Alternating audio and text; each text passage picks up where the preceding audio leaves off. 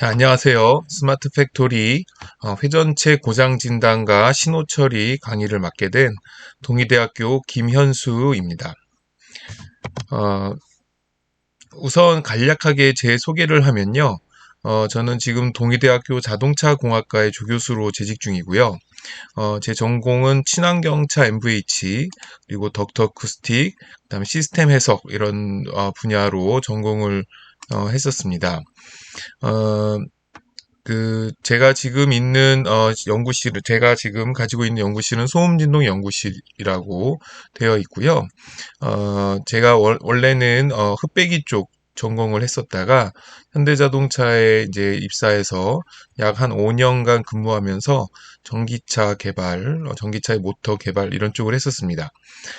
석사 때는 제가 고장 진단, 회전체 고장 진단 이쪽 분야를 맡았었고요. 그래서 오늘 강의에서 스마트 팩토리에 대해서는 회전체와 그리고 고장 진단 이런 분야를 집중적으로 설명을 드리려고 합니다.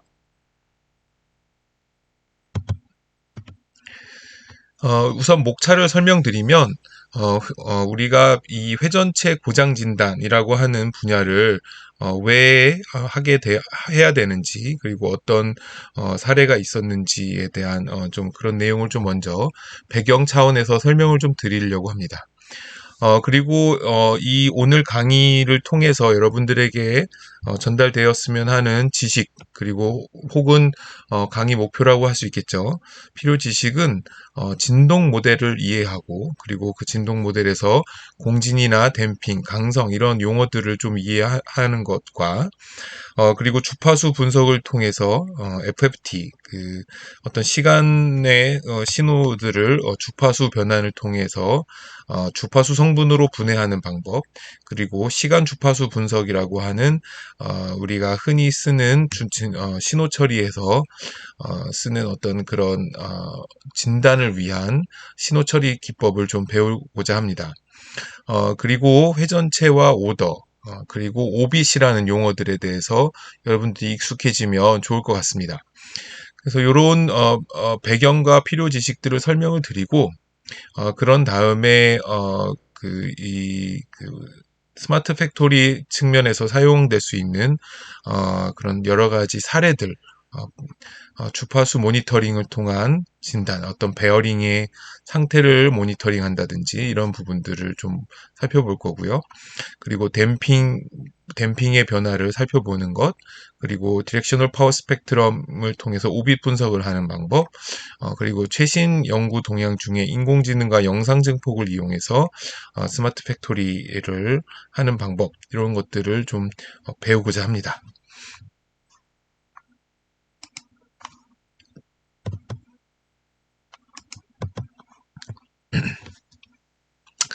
우선 배경을 좀 설명을 드리죠. 우리가 스마트 팩토리 하면 사실 좀 많이 광범위한 범위의 내용이 됩니다. 스마트 팩토리가 물류서부터 시작해서 그 생산 라인에 대한 모든 전반적인 것들을 어떻게 스마트하게 운영할 것이냐라는 그런 전체적인 내용을 다 다루고 있는데, 그 중에서도 이제 이번 강의에서 다룰 내용은 스마트 모니터링이라는 용어로 쓸 수도 있고요. 어떤 어떤 자동화되어 있는 공장에서 그 공장이 어떤 문제가 없이 잘 돌아갈 수 있도록 그런 모니터링하는 그런 기법들에 대해서 좀 다루려고 합니다. 그림에서 보시는 요 그림 보시면 뭔가 대단히 뭐가 잘못됐죠. 이 베어링 부분에서 어떤 마모가 일어나서 축이 이렇게 변형이 일어난 사례입니다. 이 사례는 제가 그 석사 때 그 미국에서 석사를 할 때 도요타 공장에서 그 에어 컴프레스, 그러니까 어떤 압축 공기를 만들어내는 거대한 그 압축 공기를 만들어내는 그 컴프레셔가 있었는데, 이 컴프레셔의 여기 보이시는 요 축에 전열 베어링이라고 해서 오일 막으로 형성된 베어링이 있는데, 이 베어링이 어떤 파괴가 일어난 겁니다. 근데 이제 이 공장 중에 어떤 한 군데에서 이런 파괴가 일어났는데 이것으로 인해서 공장이 셧다운이 됐었던 거죠. 그래서 한번 잘 아시겠지만 공장이 자동화되어 있는 공장에서 셧다운이 한번 일어나게 되면은 그 피해는 진짜 이루 말할 수가 없죠. 그런데 이제 문제는 이때부터 진짜 문제는 발생된 겁니다. 그러니까 무엇이냐면은 이 베어링이 파괴가 일어난 사례가 있기 때문에 그것이 일어나지 않도록 계속해서 미리 정비를 하게 되는 거죠. 근데 이제 언제 일어날 것인가를 알고 싶지만 이런 일이 일어났을 때는 데이터가 없었기 때문에 어떤 측정하는 어떤 측정 장치를 설치해 놓지 않았었기 때문에 히스토리 데이터가 없어요. 그렇기 때문에 이거를 어떻게 하면은 잘 모니터링을 할 수 있을까? 그래서 여러 가지 센서를 붙이지만 그 센서들을 이용해서 정보를 받을 때 언제 이런 일이 일어날 것인가를 알고 싶은 게 가장 이제 핵심 문제가 되겠죠. 자, 이런 것들을 이제 스마트 팩토리라는 개념이 없이 그냥 한다고 하면은 그냥 주기적으로 점검하고 주기적으로 그 베어링을 교체하는 거죠. 자, 근데 이제 여기서 스마트 팩토리라 하면은 이거를 어떻게 하면은 좀 더 이렇게 과학적으로 혹은 엔지니어링적으로 체계적으로 이 주기를 알고 예측해서 교체할 수 있느냐 이런 부분들에 대해서 연구가 필요하게 되는 거죠. 지금 보시는 그림은 이제 제가 있던 현대자동차에서 많이 연구했던 내용들입니다. 제가 했던 것보다는 우리 팀에서 했던 내용들인데, 여러분들 자동 변속기를 생산하는 라인에는 다 이런 그 마지막 검수 장치가 있습니다. 그래서 이런 검수 장치를 이제 보통 엔드 오브 라인이라 해서 EOL이라고 하죠. 그래서 EOL 장비가 다 장착이 되어 있고 여기서 그림에서 보시는 것처럼 이제 변속기죠. 변속기에 이제 인풋 축을 어떤 모터, 테스터 모터가 잡아서 돌리고 여기서 나오는 여러 가지 신호들을 측정을 해서 분석을 합니다. 그래서 분석을 해서 OK인지 NG, OK인지 낫굿인지를 판별을 해서 이 제품이 문제없이 조립이 잘 되었다라는 것들을 마지막으로 검수하는 라인의 맨 끝, 끝에서 한다 그래서 엔드 오브 라인 이렇게 합니다. 그래서 이런 장치들이 다 이제 검수 장치가 다 들어가 있어요. 이런 것들을 이제 넣어놓는 이유가 스마트 팩토리에서 이런 어떤 고장 진단을 어떤 문제가 있는지를 불량 조립이 있는지를 판단하는 이런 장치들이 존재할 수 있게 되는 거죠. 자, 여기서 이제 오늘 강의의 이제 주된 목적이겠지만 앞에서 말했던 베어링 파괴에 대한 판단을 한다든지 이런 변속기가 조립되었을 때 문제없이 잘 작동되고 오조리 불량 이런 것들이 없다라는 걸 판단하기 위해서는 많은 경우에 어떤 진동 신호나 어떤 전류 신호 이런 것들을 받아서 이제 판별을 하게 됩니다. 그래서 오늘 강의의 주 목적인 것이 이런 진동 신호에 대해서 적절하게 이해를 할 수 있고 그 진동 신호와 더불어서 여러 가지 신호 처리 기법들을 활용을 하고 그리고 대부분 이런 것들이 이제 회전체죠. 그래서 회전체에서 나타나는 진동과 신호의 특징, 즉 회전체의 오더와 오빗이라는 용어를 가지고 좀 더 깊숙이 배워보고자 합니다.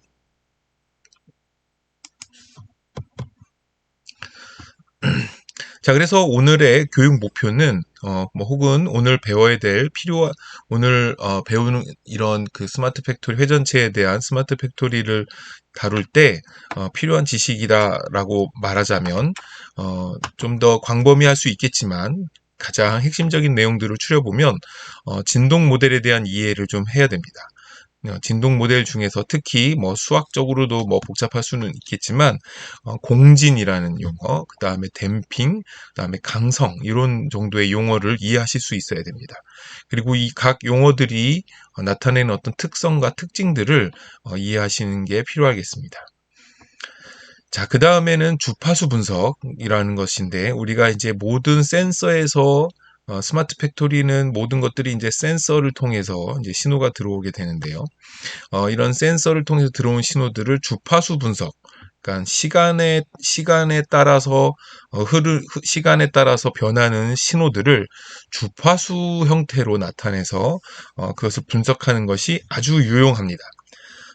그래서 이것을 위해서 퓨리의 변환과 FFT라는 개념을 좀 이해하시는 게 도움이 되고요. 그 다음에 시간 주파수 분석이라고 하는 신호 처리 기법을 활용하시면 이런 주파수 분석을 할 때 매우 유용한 정보를 얻을 수가 있습니다.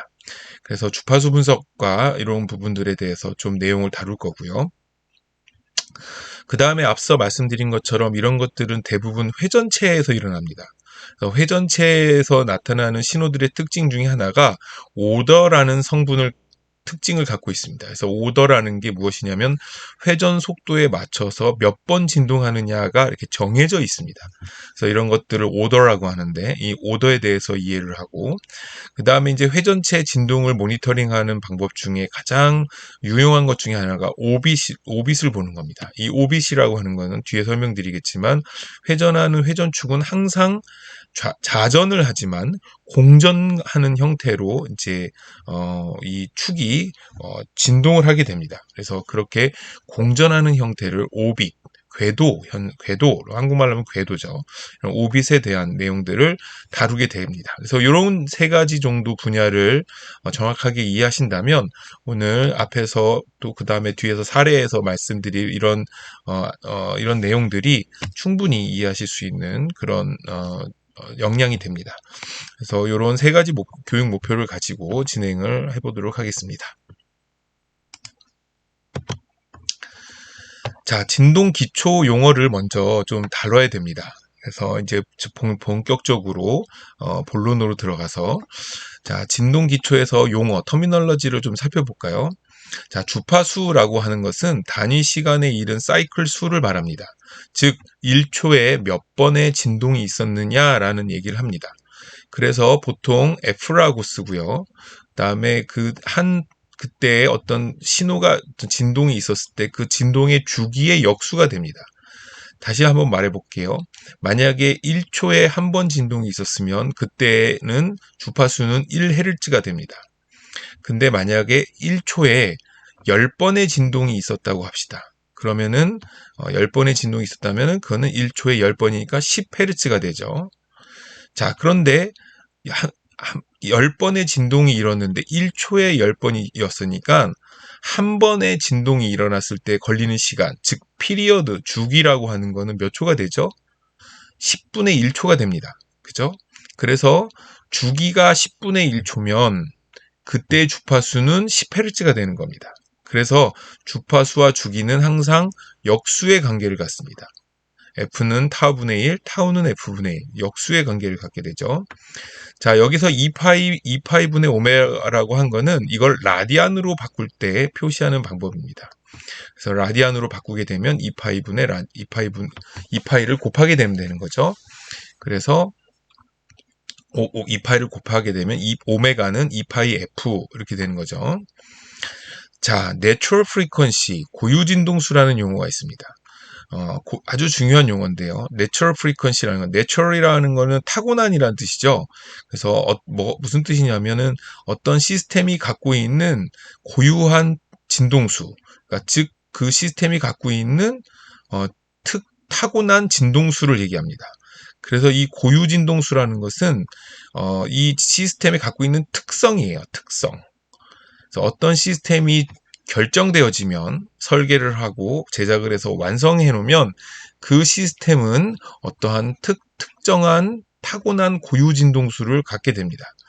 자, 이 고유 진동수는 보통 루트 n분의 k, 질량분의 탄성 계수로 보통 표현이 됩니다. 이거를 라디안이 아닌 그냥 헤르츠 단위로 표기하면 이렇게 이 파일을 나눠주면 되고요. 자, 그래서 공진이라는 용어가 이 내추럴 프리퀀시랑 연결해서 설명을 하면 레저넌스라고 하고요. 공진이라고 합니다. 이거는 어떤 시스템에 힘이 가해질 때 그 힘의 진동수가 그 시스템의 고유 진동수와 일치할 경우에 큰 폭의 진동이 발생하는데 이 현상을 공진이라고 합니다. 여러분들 근해에 어떤 사람이 타고 있을 때, 그 근해에 사람이 타고 있을 때 그것도 하나의 시스템이기 때문에 그 시스템에 고유한 진동수가 있습니다. 즉 1초에 몇 번 진동하고자 하는 그런 타고난 특성이 있다는 얘기죠. 그 근해에 앉은 사람을 누군가가 그 진동수와 일치하게 1초에 몇 번씩 정확하게 밀어준다면 근해는 점점 큰 진폭이 발생되죠.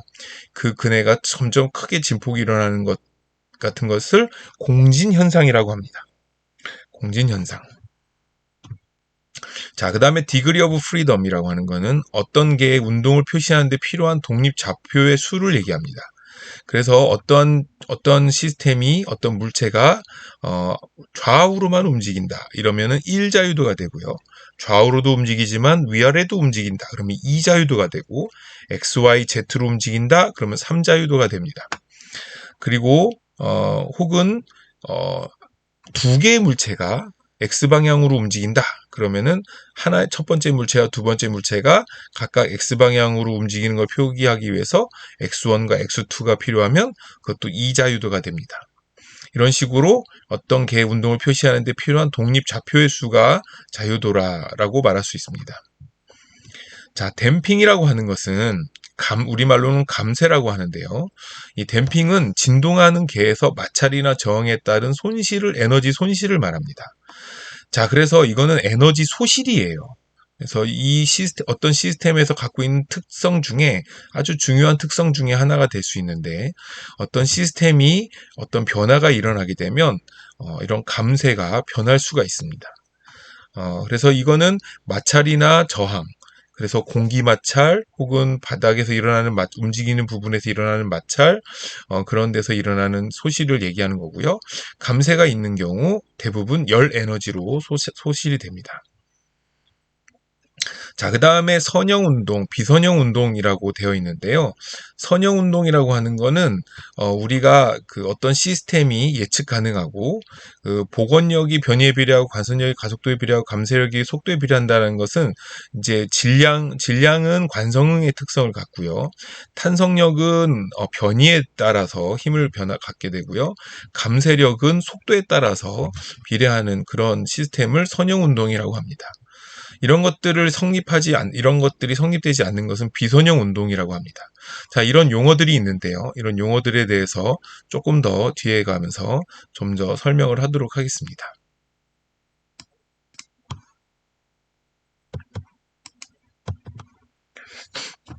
자, 일자유도 진동 모델입니다. 그림에서 보시는 것과 같이 어떤 큰 질량 M이 어떤 바퀴에 얹어져 있고 이게 좌우로 이렇게 변할 수 있습니다. 움직일 수가 있고요. 이때 이것을 움직이는데 방해가 되게끔 되는 것들이 스프링과 댐퍼가 있어요. 이 댐퍼 같은 경우는 이제 그 에너지 소실이 일어나도록 공기나 어떤 유체의 어떤 오리피스의 구멍을 통해서 얘가 왔다 갔다 하면서 피스톤 운동을 하는 형태로 보통 설계가 되어 있습니다.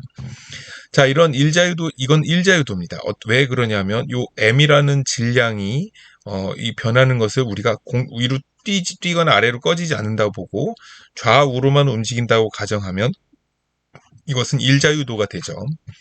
자, 이때 이것을 움직이게 하려고 하는 힘은 F, 즉 입력이 F고요. 이때 움직이는 요 M의 좌우로 움직이는 요 변이가 출력 X가 되겠습니다. 그래서 이 시스템은 F라는 힘이 가해지면 X라는 출력이 나타나는 시스템을 얘기합니다. 그래서 이 시스템의 운동을 표현하기 위해서는 수학적으로 진동에서 운동방정식을 다음과 같이 세울 수가 있고요.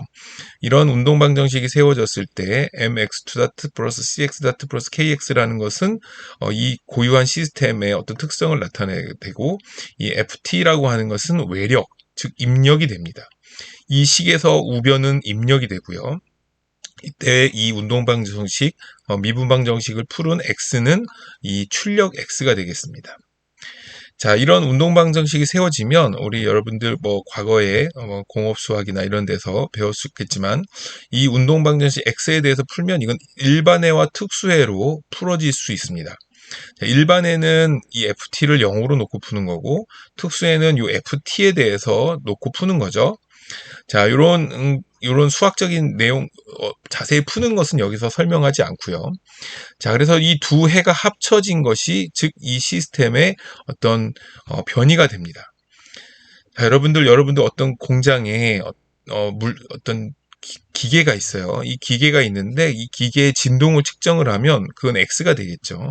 그래서 어떠한 이 기계가 갖고 있는 이런 운동방정식 고유한 특성에 따라서 어떤 이 X가 나타나게 되는데 이 X가 결국 우리가 수학적으로 보면 이런 두 개의 해를 가진다라는 거예요. 이 두 개의 해의 특성을 조금 더 살펴보도록 하겠습니다. 자, 진동의 특성을 살펴볼 건데 감쇄가 있느냐 없느냐에 따라서 비감쇄 진동, 감쇄 진동이라고 얘기하고요. 외력, 아까 FT라고 했죠. FT가 있느냐 없느냐에 따라서 자유진동이냐 강제진동이냐라고 얘기합니다. 자유진동이라고 하는 거는 즉 힘이 외력이 없다라는 얘기이기 때문에 쭉 당겼다가 탁 놨을 때 그러면 이제 더 이상 외력이 없는데 얘는 계속 움직이겠죠. 그런 거를 일반해 자유진동이라 하고요. 특수해 강제진동이라는 것은 계속해서 어떤 입력이 주기적으로 혹은 입력이 계속해서 주어지고 있을 때 나타나는 응답을 강제진동 응답 혹은 특수해다라고 얘기하는 겁니다. 그리고 진동 상태에 따라서 과도 진동, 그러니까 약간 과도기적인 잠깐 일어나는 진동을 과도 진동이라고 하고요. 오랜 시간이 지났을 때 계속 오랜 시간 동안 관찰했을 때 결국 나타나게 되는 어떤 응답은 정상 상태 진동, 좀 스테디 스테이트다. 이렇게 정상 상태, 비정상 상태가 아니라 이 과도 진동의 반대말인 거죠. 잠깐 일어나는 진동이냐, 아니면 어떤 스테디 스테이트, 정상 상태일 때 나타나는 진동이냐, 이렇게 구분을 할 수가 있습니다. 자, 앞에 나왔던 용어들을 하나씩 살펴보면요. 비감쇄 자유진동은 힘이 없고 감쇄가 없는 겁니다. 그래서 아까 그 운동방정식에서 F가 없고 감쇄에 해당하는 부분이 없어진 거죠. 자, 이런 거를 풀게 되면은 X에 대해서 풀게 되면 이런 형태의 해가 됩니다. 자, 이거 생각해 보시죠. 요거 쭉 당겼다가 탁 놓으면요. 좌우로 진동할 겁니다. 그죠? 좌우로 진동하는 그 진폭을 표시한 게 오른쪽에 있는 그래프가 되죠. 이렇게 보시면, 물론 이게, 당겼다가 놓으면 결국은 이게 어떤 마찰 때문에 점점 움직이다가 멈추지 않나요? 라고 말씀하실 수 있는데, 그렇게 되면 이제 감쇄가 있다고 보는 거죠. 그래서 여기서는 지금 감쇄가 없다고 보는 거기 때문에 현실하고는 조금 맞지 않습니다. 그렇지만 가장 간단하게 풀 수 있는 해의 형태인데, 어쨌든 비감쇄 자유진동이면 당겼다가 놓으면 영원히 진동하는 형태로 나타나는 것, 어떤 형태가 나타나게 되죠. 자, 이때 나타나는 이 진동수는 이 시스템이 갖고 있는 타고난 진동수, 고유한 진동수, 고유 진동수가 됩니다. 자, 아까 설명드렸었는데 이 시스템에 만약에 이 진동수와 여기 보여지는 이 진동수와 동일한 진동수로 가진을 하게 되면 어떻게 될까요? 그네처럼 진폭이 점점 커지게 됩니다. 점점 어디까지 커지나요? 수학적으로 이론적으로는 무한대로 커집니다. 물론 여기서는 물리적 제약이 있기 때문에 무한대로 커질 수 없겠지만 수학적으로는 무한대로 커질 수가 있어요.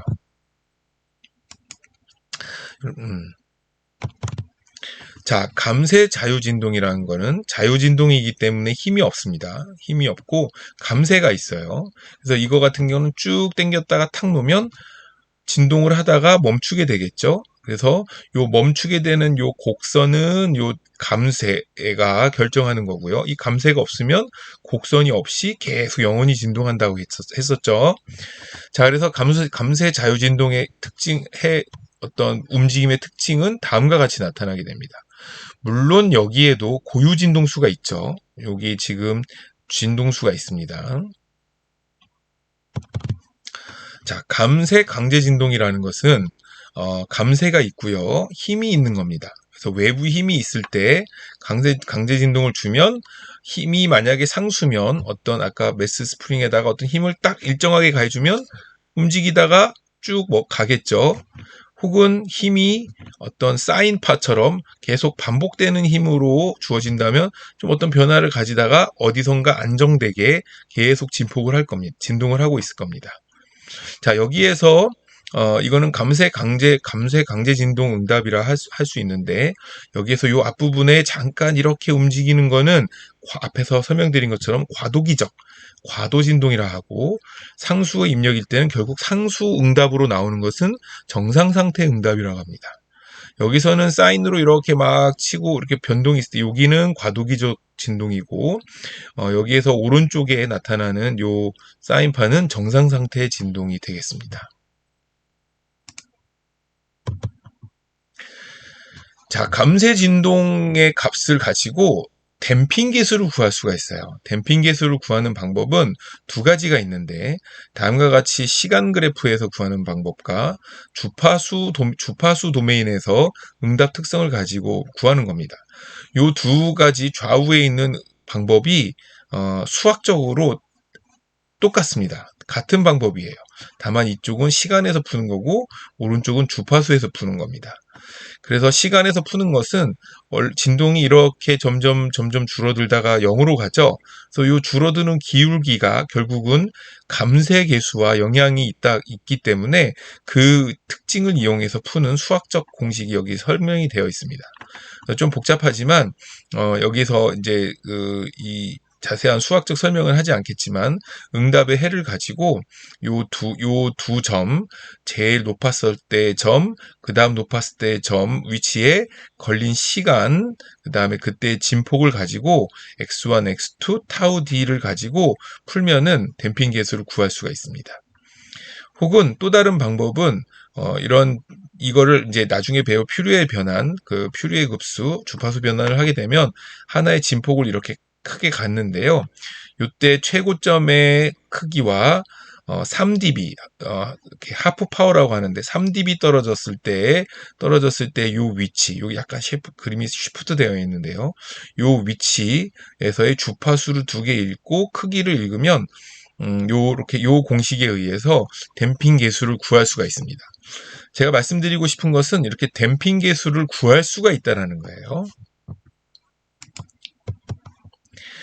자, 그래서 일개 감쇄 강제 진동의 진폭비와 위상비라고 하는 거는 이제 그 어떤 시스템의 가진력이 어떤 사인파를 가지게 될 때 사인파를 가지게 되면 주파수가 점점 높아지게 되면 어떠한 특정한 주파수에서는 응답이 최고로 쳐 올라간다는 거죠. 이거는 무슨 말을 얘기하는 거냐면, 가진력의 진동수가 시스템이 갖고 있는 고유 진동수와 일치하게 되면 그때 진폭 X는 최고로 높아진다. 그때 감쇄가 있을 때는 요게 0, 0.5, 0.05, 0.1 이렇게 0.5로 된 거는 감쇄가 커지면 커질수록 이 진폭이 점점 줄어든다는 얘기예요. 그래서 공진일 때 감쇄 영향이 가장 크고요. 최대 변이는 고유 진동수보다 약간 작은 가진 주파수에서 발생이 됩니다. 1이 아니라 약간 왼쪽에 있죠. 그 다음에 주파수가 높아지면 변이는 0으로 접근합니다. 그래서 우리가 흔히 느끼는 것 중에 하나가 어떤 모터를 돌린다든지 어떤 기계를 막 돌리다 보면 처음에 돌리기 시작하면 점점 속도가 빨라지면 빨라질수록 진동이 커지다가 어느 정도 지나고 나면 갑자기 안정적으로 돌아가는 그런 느낌을 받으시죠? 그래서 이런 특성 때문에 그런 현상이 나타나는 겁니다. 자, 그래서 진동 모델에 대해서 간단하게 살펴봤고요. 그 다음에 이제 신호 처리 주파수 변환에 대해서 좀 살펴보도록 하겠습니다. 자, 아까 설명드린 것처럼 주기와 주파수는 역수를 갖고 있습니다. 그래서 역수를 갖고 있어서 어떤 사인 함수가 있을 때 요거의 주기는 2파이가 되죠. 그래서 t를 2파이라고 할 수 있고요. 우리가 만약에 사인 함수를 a 곱하기 사인 오메가 t, 여기서 오메가는 아까 앞에 메모하셨거나 되돌려 보시면 아시겠지만 오메가는 2파이 f가 됩니다. 그래서 이때 f는 주파수가 되고 파이는 라디안이죠. 그래서 라디안을 만들어주기 위해서 곱해주는 거죠. 그래서 우리가 사인 함수를 a 곱하기 사인 오메가 t다라고 얘기하면은 요 그냥 사인 사인 t라고 하는 거는 1 곱하기 사인 2파이 2파이분의 1t 이렇게 되는 거죠. 그래서 여기 오메가는 2파이 f고 이때 주기 t는 주파수의 역수 f분의 1이라고 했죠. 그래서 요 sin t를 다시 한번 정리를 해보면 y는 1sin t다라고 하면 1sin 2파이 ft라고 쓸 수가 있고 이때 오메가는 2파이 f가 되는데 요때 요게 1이죠. sin t니까 2파이 f가 1입니다. 그래서 f는 2파이분의 1이 돼요. 그죠? f는 2파이분의 1이 되고 이거의 역수가 주기가 되니까 사인의 주기가 2파이가 되는 걸 알 수가 있죠. 자, 이거를 사인을 표시하는 방법을 한번 살펴본 거고, 자, 이렇게 사인을 살펴본 거를 가지고 퓨리에 급수라고 하는 어마어마무시한 수학 이야기를 잠깐 해보도록 하겠습니다. 퓨리에라는 사람이 있었어요. 이 퓨리에라는 사람이 무엇을 주장했냐면요. 어떤 신호가 있을 때 이 신호가 어떤 주기를 가지고 무한히 반복된다고 가정할 수 있다면 그 주기에 해당하는 하모닉 성분들의 합들로 어떤 함수를 표현할 수 있다. 그 하모닉 성분들의 합을 그렇게 할 수 있다라고 얘기한 겁니다. 그래서 우리가 그 하모닉 성분들의 합을 퓨리에 시리즈라고 합니다. 자, 그래서 이 말을 수학적으로 표현하면 여기 지금 표현해 놓은 거예요. 자, 어떤 신호 FT가 있어요. 자, 이 신호는 어디서 받은 센서에서 신호일 수도 있고, 어떤 신호입니다. 어떤 신호가 있는데, 이 신호를 주기를 가정한다면, 내가 1초면 1초, 2초면 2초다라고 가정을 하고, 우리가 어쨌든 신호를 측정을 한다는 얘기는 1초를 측정하든 2초를 측정하든 어떤 딱 정해진 시간을 측정하죠. 무한대의 시간을 측정하지는 않잖아요. 그죠? 그래서 일정한 주기의 시간을 딱 측정을 하면 우리가 보는 신호는 딱 그 신호만 보는 겁니다. 그 뒤에 나올 신호는 우리가 측정을 하지 않았기 때문에 알 수가 없어요. 그죠? 알 수가 없기 때문에 퓨리에라는 사람처럼 저도 이렇게 주장을 하겠습니다. 이 신호가 계속 반복될 거다. 반복될 수도 있고 반복되지 않을 수도 있습니다. 하지만 어쨌든 아무도 모르니까 반복된다고 가정을 해버리면 요 신호가 이렇게 사인과 코사인의 조합으로 나타날 수가 있어요. 이때 사인과 코사인의 조합인데 앞에 개수 A1, A2 그리고 B1, B2, B3 이렇게 가는 요 개수들로 표현이 개수와 사인과 코사인의 곱으로 이렇게 표현이 될 수 있다는 거예요. 이렇게 퓨리에라는 사람이 급수를 만들었어요. 자, 우리가 여기에서 A0, A1, A2, A3, A4 혹은 B1, B2, B3, B4 이런 것들을 알 수가 있다면 이때 A0, A와 B들이 각 주파수 성분들, 코사인, 사인들이 어떤 이게 주파수잖아요. 그죠? 이런 주파수 성분들의 크기들로 볼 수가 있어요. 즉, 이 퓨리에 시리즈를 우리가 풀어낼 수 있으면 어떠한 신호가 시간에 따라서 신호가 있을 때 이 신호를 각각 주파수의 크기들로 나타낸다는 얘기예요. A1, A2, A3, A4, B1, B2, B3, B3, B4 이런 식으로. 자, 이때 A0와 A0와 그 다음에 요 A1부터 A 무한대까지 있는 AN과 B1부터 B 무한대까지 있는 요 BN을 풀어내는 방법이 퓨리에가 이렇게 정리를 했습니다. 자, 이거를 푸는 방법은 수학적으로 이걸 어떻게 푸느냐는 지금 설명하지 않을 겁니다. 물리적인 의미만 이해하시면 돼요. 이때 A0, AN, BN이 뭐다? 어떠한 신호의 주파수의 크기들이다. 첫 번째 주파수의 크기 A1, 두 번째 주파수의 크기 A2 이렇게 되는 거죠. 자, 이거를 우리가 여기서 풀진 않겠지만 교과서에 나오기도 하고 저희가 학생들하고도 풀어보는 문제도 있는데 예를 들어서 한번 풀어볼게요. 좀 직관적으로 좀 이해가 안 되기도 합니다. 어떻게 사인과 코사인으로 어떠한 신호도 표현할 수 있다는 얘기냐. 좀 극한적으로 이렇게 사각파형이 있다고 봅시다. 이런 사각파형 직선이잖아요. 그죠? 좌우로 있는 직선. 사인, 코사인 이런 곡선인데 이런 직선의 함수들을 퓨리에로 표현할 수 있을까요? 자, 앞에서 나온 공식을 이용해서 풀면 그 풀이 과정은 여기서 생략하겠지만 다음과 같은 식으로 풀이가 정리가 됩니다. 그래서 파이분의 4 곱하기 사인 t 더하기 3분의 1 사인 3t 더하기 5분의 1 사인 5t 더하기 그 다음 뭐겠죠? 7분의 1 사인 7t 더하기 9분의 1 사인 9t 더하기 이렇게 쭉 갑니다. 자, 이거를 하나 파이분의 4 사인 t만 놓고 그려보면 이렇게 그려집니다. n이 1일 때 저런 그려져요. 근데 요거를 10개 사인 t, 3t, 5t, 7t, 9t, 11t 어디까지 해야 되죠? 19t까지 해야 되나요? 19t까지 하면 10개가 되겠죠? 자, 10개를 놓고 그거를 다 더하면 요런 그래프가 돼요. n이 10개인 것처럼. 자, 100개를 놓고 보면 1t, 3t, 5t 쭉 가서 100개를 놓고 풀면 이 지금 보시는 이 함수처럼 이렇게 직선의 형태로 점점 가까워집니다. 만약에 이게 1000개, 10,000개, 10만 개, 100만 개 이렇게 해서 어떻게 될까요? 제가 한 10,000개까지 돌려보니까 요런 찌글찌글한 파형 안 보이고 직선으로 보입니다. 딱 직선으로. 자, 그래서 퓨리에라는 사람이 뭘 얘기한 거냐면 시간에 있는 어떠한 함수를 요런 개수들 5분의 1, 3파이분의 4, 5파이분의 4 이런 개수들로 표현할 수 있고 그게 주파수 성분들이 된다는 얘기예요. 자, 문제는 여기서 좀 잘 따라오신 분들은 아마 이런 의문점이 있을 거예요. 어떠한 신호가 있을 때 그 신호가 뭔지 알고 이런 걸 풀죠. 그래서 이런 것들을 이제 디지털라이제이션을 해서 요거를 이제 푸는 방법이 있습니다.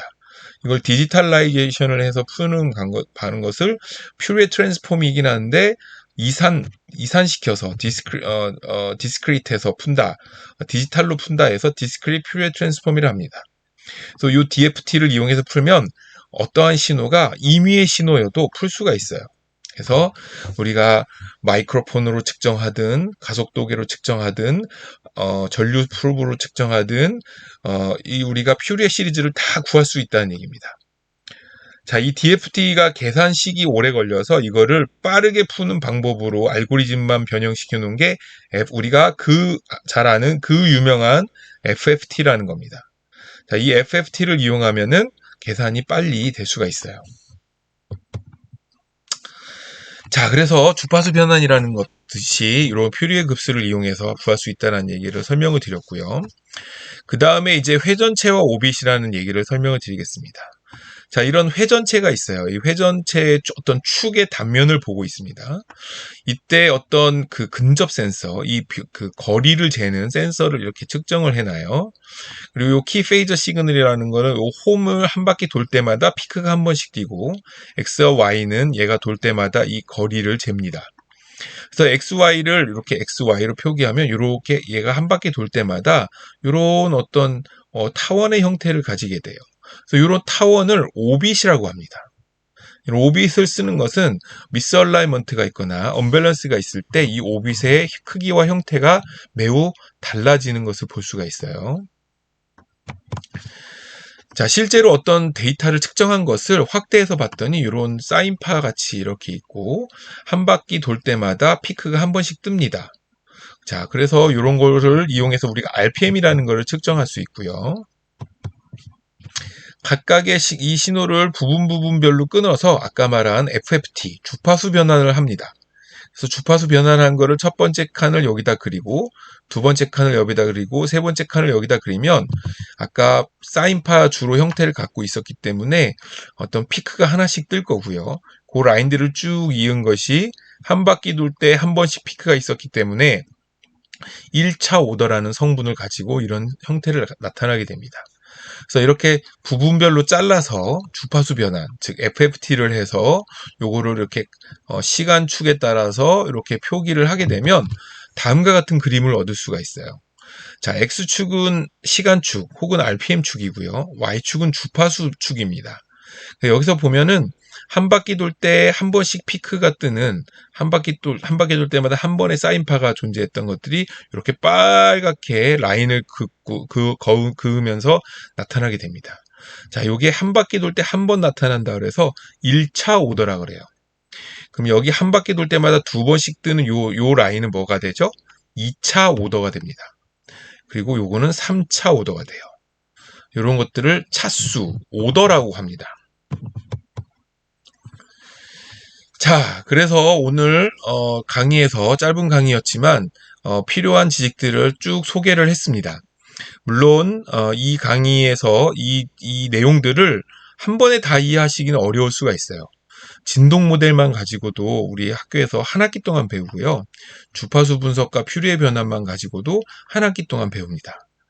그래서 이런 것들을 이용해서 이런 부분들을 이해할 수가 있는데 일단 오늘은 이런 것들을 대략적으로 물리적으로 의무적으로 설명을 드렸습니다. 그래서 충분히 다 이해가 처음부터 끝까지 완벽하게 수학적으로 다 이해가 되시진 않았겠지만 이러한 진동과 주파수 분석, 그 다음 회전차와 오더 그리고 오빗에 대한 특성들을 일단 개념적으로는 다 이해하셨을 거라고 봅니다. 자, 지금부터는 어떤 사례들을 좀 설명드리려고 합니다. 첫 번째는 주파수 모니터링을 위한 진단, 베어링 사례, 그 다음에 댐핑 변화 모니터링, 그 다음에 디렉셔널 파워 스펙트럼 오빗 분석, 그 다음에 인공지능과 영상 증폭이라는 내용으로 한번 살펴보도록 하죠. 1994년 논문쯤에 보면은 베어링에 대해서 조사를 한 논문이 있습니다. 그래서 회전체가 있는데 베어링에서 1차 오더가 좀 이상하게 나온다 하면 임밸런스가 있다 라는 그런 현상이 있으면 1차 오더 성분, 아까 1차 오더가 뭔지 이해하셨죠? 1차 오더 성분들이 이상해지더라. 어떤 베어링에서 크랙이 뭐죠? 금이죠, 금. 금 같은 게 있으면은 금이 같거나 이러면은 1차 오더, 2차 오더, 3차 오더 성분들의 변화가 생기더라 라는 겁니다. 자, 이런 것들 2차, 4차, 1차가 변화가 되면 미스얼라이먼트가 있게 되는 거고 러브 하면 비비는 거죠. 어떤 접촉이 베어링에서 이렇게 마모가 일어나게 되면 1차, 2차, 3차, 5차가 나타나고 오일 펄이 일어나면은 8차가 나타난다. 뭐 이런 현상들을 정리를 해놓은 논문들이 있어요. 그리고 베어링에 관련돼서는 이 논문 말고도 어마어마하게 많습니다. 이런 논문들이. 자, 그래서 이런 것들을 살펴볼 수가 있고요. 그 다음에 이제 댐핑에 대해서 살펴보면 아까 댐핑을 구하는 방법이 있다라고 설명을 드렸죠. 그 방법에 의해서 댐핑을 구하면 댐핑의 값들을 계속 잴 수가 있습니다. 이거는 제 석사 논문에 있는 내용인데요. 어떤 회전체가 있어요. 이런 회전체가 있고 얘를 돌려서 이때 나타나는 진동, 요 베어링 축에 있는 진동을 측정을 했습니다. 그래서 얘가 한번 첫 번째 공진점을 지나는 형태가 되기 때문에 한번 진동이 커졌다가 작아지는 형태를 이런 그림을 볼 수가 있습니다. 이때 이렇게 커졌다가 작아지는 요 순간에 댐핑을 잴 수가 있거든요. 그래서 이 댐핑을 측정을 아까 댐핑을 3dB 떨어지는 곳에서 하프 파워 잴 수 있다고 했었죠. 자, 댐핑을 재서 쭉 댐핑을 돌릴 때마다 쟀어요. 돌릴 때마다 재고 댐핑 값들을 표기를 했습니다. 그리고 여기 중간에 어떤 회전체 축이 있는데 여기에 조그만 임밸런스 매스를 밸런스가 깨지도록 여기다가 밸런스가 깨지도록 조그만 질량을 집어넣었어요. 1.2 밀리그램 질량을 요게 밀리그램이죠. 밀리그램 질량을 여기다 집어넣고 돌렸더니 댐핑 값이 핑크색처럼 이렇게 나타납니다. 그래서 댐핑 값을 잘 모니터링을 해도 어떤 시스템에 문제가 조금 발생했다 혹은 변화가 생겼다 이런 것들을 추정을 할 수가 있게 되는 겁니다. 자, 그 다음에 아까 오빗이라는 것이 X축, Y축의 변이라고 했었죠. 그 공전하는 현상을 이렇게 살펴보는 건데 이게 1초에 12,000rpm 이렇게 돌게 되면 굉장히 오빗이 많아지죠. 그러면 이 오빗의 형태가 동그라면 동그랄수록 그 다음에 회전 방향과 같은 정방향일수록 시스템이 안정적이다라고 말할 수 있는데 그 오빗의 형태가 너무 지저분해 보일 수 있게 되는 거죠. 그래서 이 오빗의 형태를 쭉 모니터링하기 위해서 이런 타원형이라고 가정하고 긴 축과 짧은 축에 대해서 긴 축은 포워드와 백워드의 합, 짧은 축은 포워드와 백워드의 차로 나타내서 요거를 수학적으로 표시하는 방법이 있습니다. 그래서 요걸 표시하게 되면 만약에 오빗이 동그랗고 방향이 회전 방향과 오빗의 방향이 일치하게 되면 포워드 컴포넌트만 존재하고요. 동그란데 반대 방향으로 돈다라고 하면은 백워드만 존재합니다. 그리고 만약에 타원이 찌그러지면 찌그러질수록 포워드와 백워드가 이렇게 찌그러지다가 결국 거의 일자처럼 이렇게 왔다 갔다 하게 되면 포워드와 백워드가 이렇게 크기가 같아지는 형태로 표현할 수가 있습니다. 자, 그래서 이것도 제가 신호 분석을 했던 건데 어떤 회전체에 대해서 포워드하고 백워드, 오른쪽이 포워드, 왼쪽이 백워드입니다. 포워드와 백워드를 분석을 했더니 이렇게 쭉 시간에 따라서 운전이 될 때 포워드 성분이 이렇게 1차라가 이렇게 갔고 백워드 성분들은 이런 지저분한 성분들이 좀 있어요. 근데 가만 보면 요 포워드 성분이 10의 마이너스 2승, 백워드 성분은 10의 마이너스 4승이 되기 때문에 거의 100배 차이가 나죠. 자, 그럼 무슨 뜻이죠? 포워드 컴포넌트만 지배적으로 있다는 얘기예요. 자, 오빗의 형태가 어떻게 생겼겠습니까? 동그란 형태로, 그리고 회전 방향과 오빗의 방향이 같은 방향으로 돌고 있다라는 것을 확인할 수 있는 신호 처리가 되는 거죠. 그래서 요 두 화면을 쭉 내가 관찰을 하고 있다면 이 화면이 만약에 이런 형태가 아니라 백워드가 커진다든지 백워드와 포워드가 크기가 좀 같아진다든지 하면 어떠한 상태라는 걸 알 수 있어요? 무언가 진단이 필요하고 점검이 필요한 상태다라는 것을 확인할 수가 있겠죠. 자, 최신 최신 스마트 팩토리 쪽에서 쓸 수 있는 기술을 조금 하나 설명하려고 합니다. 사운드 비주얼라이제이션입니다. 이거는 우리가 아까 많은 것들을 진동 모니터링을 할 때, 많은 것들을 어떤 시스템 모니터링을 할 때 진동 신호를 많이 본다고 했죠. 근데 진동이나 소리를 측정하려면 센서를 많이 달아야 됩니다. 소리야 마이크로폰 하나면 되겠지만 진동은 여러 군데에 측정을 해야 될 수도 있어요. 그래서 이런 것들을 조금 더 이런 것들을 눈으로 볼 수 있게끔 하는 그런 기술이 소개되어 있어요. 자, 요거 보시면 왼쪽과 오른쪽이 둘 다 동영상입니다. 동영상인데 어떤 모션을 매그니파이드, 그러니까 어떤 작은 아이의 그 숨소리가 있죠. 여기도 살짝 움직이고 있거든요. 요거 움직이는 부분을 증폭시킨 거예요. 자, 이게 재미나죠. 그래서 예를 들면 아이가 좀 안타까운 얘기지만 어린이집에서 엎드려 자다가 숨지는 그런 사망 사고들이 있는데 그것을 만약에 내가 스마트 팩토리처럼 내가 그거를 안전하게 잘 관리하고 싶다 하면은 요런 영상 처리를 실시간으로 하고 있으면 숨 쉬고 있는 거를 볼 수가 있는 거죠. 그렇죠? 자, 원리는 비교적 간단합니다. 영상 신호에서 어떠한 픽셀 단위를 찾아가지고 그 픽셀에 나타나는 진동을 증폭시킨 다음에 다시 영상으로 되돌려 놓는 거예요. 그래서 여기서 보시면 사람의 심장 박동에 따라서 피부색이 빨개졌다 하얘졌다 하는 그 진동을 증폭시켰더니 이렇게 사람의 얼굴이 빨갰다 빨아졌다 하는 심장 박동에 맞춰서 이런 신호들을 눈으로 볼 수 있게 해준다라는 거죠. 자, 우리는 기계에서 다룬다면 어떤 엔진이 진동을 하고 있는데 이걸 증폭을 하면 얘가 움직이는 형상을 볼 수가 있어요. 그래서 어떠한 형상으로 움직이고 있는지, 어디가 취약한 부위인지 이런 것들을 눈으로 볼 수가 있게 되는 거죠. 자, 이렇게 진동할 때 진동하는 방향으로 움직이지 않도록 지지 부위를 더 강성을 보완한다든지 이렇게 할 수 있는 아이디어가 생기게 되는 겁니다. 그리고 진동의 형태, 이렇게 좌우로 움직이는지 위아래로 움직이는지, 여기선 좌우로 움직이는 게 보이죠. 그래서 이런 유리잔의 움직임도 눈으로 볼 수 있게끔 증폭하는 이런 기술들이 최근에 많이 소개되고 있습니다. 자, 아주 그 깊고 어려운 내용을 좀 짧은 시간 안에 그 개념적으로 여러분들이 이해하실 수 있도록 최대한 많이 설명을 드리려고 애를 썼습니다. 결론적으로 볼까요? 고장 진단과 모니터링 시스템은 스마트 팩토리에 필요한 부분입니다. 스마트 팩토리가 더 큰 개념이고요. 고장 진단과 모니터링 시스템은 그 안에 작은 부분에 속하는 부분인 거죠. 많은 경우 회전체의 진동과 신호 처리에 대한 지식이 필요합니다. 오늘 다뤘던 것처럼 진동에 대한 이해, 그 다음에 신호 처리에 대한 이해가 이런 고장 진단과 모니터링 시스템에서는 필수적인 그런 요소라고 할 수 있겠습니다.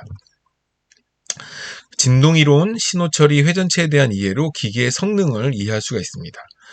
기계가 잘 돌고 있는지 혹은 어떤 공진점을 만났는지 아니면 뭐 문제가 있는지 이런 부분들을 판단할 수가 있습니다. 자, 그리고 오늘 강의에 대한 결론을 내리면 다양한 사례를 통해서 활용 가능성들을 좀 확인시켜 드렸다고 생각이 됩니다. 자, 이렇게 해서 약 50분간 강의를 숨가쁘게 진행해 왔는데요. 혹시 궁금하신 부분 있으면 좀 다시 보시면 좋을 것 같고요. 그리고 더 궁금하신 질문이 있으시면 저에게 이메일을 주시거나 연락을 주셔서 추가적인 자료나 어떤 도움을 요청하시면 제가 아는 범위 내에서 성심성의껏 답변을 드리도록 하겠습니다. 50분 동안 약 1시간 동안 수고하셨고요. 이로써 제 강의는 마치도록 하겠습니다. 감사합니다.